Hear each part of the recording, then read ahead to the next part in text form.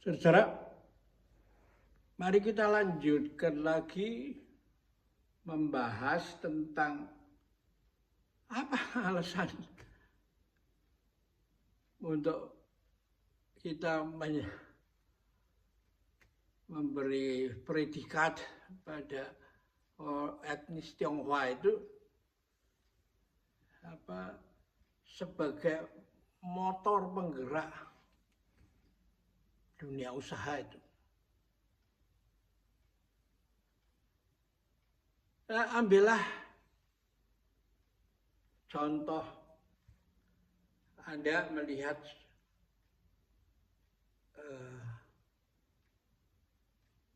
kawasan perumahan di Kelapa Gading atau sekarang yang Pantai Indah Kapuk, ya, di mana bertebaran toko-toko yang saling bersebelahan, itu semua jual makanan itu karena orang butuh makan kan. Dan lalu terjadi inovasi, yang sini jual soto, yang sini jual apalagi pepes, ini apa macam-macam kuliner dari Nusantara ini diangkat itu, ya, dijadikan barang yang bisa menghasilkan uang itu, ya. Dia nggak takut itu sama tetangganya dagangan sudah ini udahlah cuma usaha juga sebelah juga sudah jual, nggak peduli dia apa aja dicari karena dia nggak ada kerjaan lain kecuali berdagang untuk hidup itu. Nah, lalu apa yang terjadi? Maka muncullah pekerjaan, entah itu sebagai tukang masak, pelayan yang melayani itu tamu yang belanja, ada kasir, gitu, ada satpam, ada tukang parkir, gitu. Jadi ada dampak yang memberikan dampak yang bergelombang seperti ombak itu. Ya. Lalu kawasan itu dengan cepat menjadi ramai dan lalu menjadi tempat untuk orang yang mau cari makan dan orang yang mau cari kerjaan juga itu. Nah, ini tidak, belum kita jumpai sifat yang signifikan ini belum sih kita temuin pada suku-suku yang lain, ya.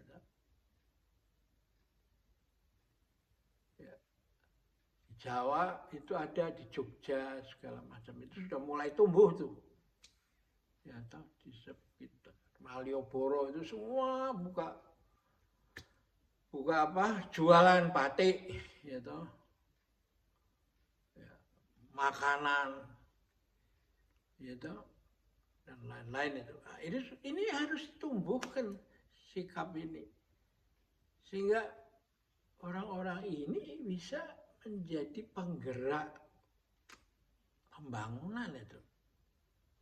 Nggak usah gerakan yang harus dikoordinir oleh bagian pengusaha kecil, lalu membuat sendiri usaha-usaha yang menciptakan pengusaha kecil. Ya akhirnya kalau mental usahanya nggak ada, ya akhirnya tutup kan. Rugi 1-2 kali, rugi ya tutup. Nah, orang-orang seperti ini harus diperbanyak. Restoran Padang, jiwa-jiwa pengusaha yang ada di ini harus ditumbuhkan itu. Nah, saya melihat bagaimana pusat peranan pemerintah di situ. Saya lihat ke Tiongkok itu dalam waktu yang cepat itu terjadi ekonomi rakyat itu. Nah, caranya bagaimana? Kalau ada satu danau yang berpotensi untuk orang rekreasi atau apa. Nah, pemerintah datang ke situ dan lalu mendirikan kios-kios itu. Ya, dikasih biaya sewa yang ya minimalis lah. Ya, lalu didatangkan keramaian di situ apa segala macam pertunjukan budaya atau apa yang mendatangkan kerumunan orang itu. Nah, dalam seni memimpin Tao, ya, the Tao of leadership itu dikatakan spring comes and the grass grew by itself itu. Nah, karena kita nggak ngerti itu pemikiran seni semua masyarakat bagaimana alam itu bisa tumbuh, the grass grew by itself. Itu kita nanam benih setelah tumbuh daunnya itu ditarik-tarik ke atas terus supaya cepat tumbuh, akhirnya mati. Gitu. Karena dia against the way nature grow itu ya. Nah, Tiongkok melakukan ini karena yaitu mempunyai konsep yang di-inspired oleh Lao Tzu itu. Spring come and the grass grow by itself. Rumput Anda taruhin batu, nggak bisa tumbuh. Tapi begitu batunya dipindah, tumbuh. Jadi di dalam alam itu ada yang disebut qi yang menggerakkan semua kehidupan ini. Kita hanya tinggal memfasilitasi aja supaya dia bisa tumbuh. Kita kasih pupuk, kita siramin. Tapi nggak bisa kita dengan mengatakan negara harus hadir, lalu tarik begitu, ya akhirnya mati. Jadi sebenarnya membangun masyarakat itu asal tahu seni memimpin, the Tao of itu ada hanya seperti orang main tai chi itu hanya menyalurkan aja tenaganya itu, bukan menarik, bukan memblok, tapi membiarkan qi itu mengalir sehingga pertumbuhan terjadi, ya. Nah, karena itu saya melihat Pantai Indah Kapuk ya menjadi tubuh yang begitu. Orang nggak merasa bersaing oleh tetangganya yang menjual bakmi yang sama. Sebodoh. Rezeki nanti datang dari dari di tangan Tuhan lah.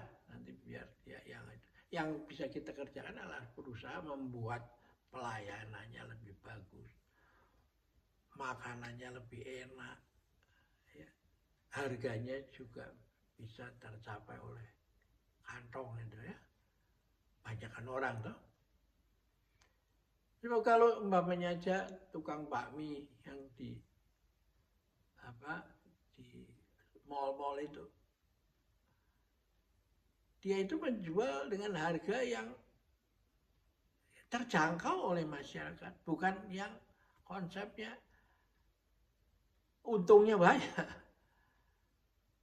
Tapi karena terjangkau dan pembelinya semakin banyak, maka overhead-nya kan turun.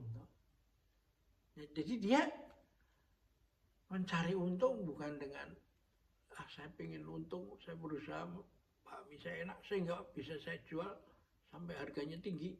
Nggak bisa itu. Tapi dia membuat dicintai masyarakat karena kantongnya bisa membayar dan lalu omsetnya tambah besar itu. Ya. Nah, itu saya rasa yang terjadi mengapa etnis Tionghoa itu menjadi penggerak, bisa menjadi penggerak pembangunan. Nah, zaman dulu ini diuyak-uyak, disulitin ini, dicap stempel ini stigma tukang nggak cari untung ke ini semua, bukan itu. Dan akhirnya mereka semua akhirnya masyarakatnya terbentuk mindsetnya akhirnya malahan menjadi masalah di dalam pembinaan kesatuan bangsa. Gitu. Jadi kita harus mengerti tentang sangkan paraning dumadi itu, bola-balik itu sebenarnya ajaran kita sendiri kan di Nusantara ini. Jadi orang harus tahu tuh, kan digerakkan aja, C-nya nanti akan mengalir ya. Oke, kita akhiri dulu di sini, sampai jumpa lagi.